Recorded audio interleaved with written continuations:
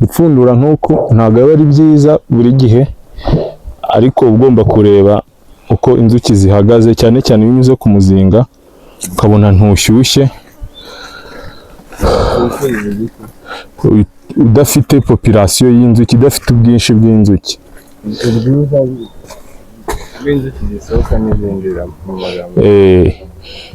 Urujya n'uruza rwazo iyo ubona ari nkeya urazisoramo imbere ukareba ikibazo zaba zifite, niba zitari kubyara, niba wenda ari urwiri rushaje.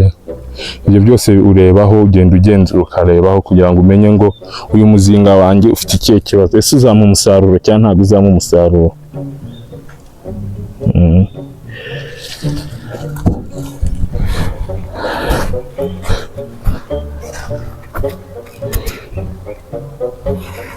Iyi gakondo se, iyi gakondo wigeze urebamo?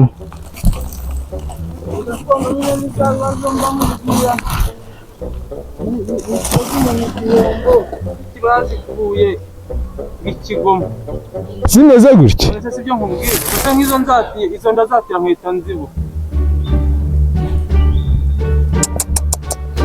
Udushashara dutatu.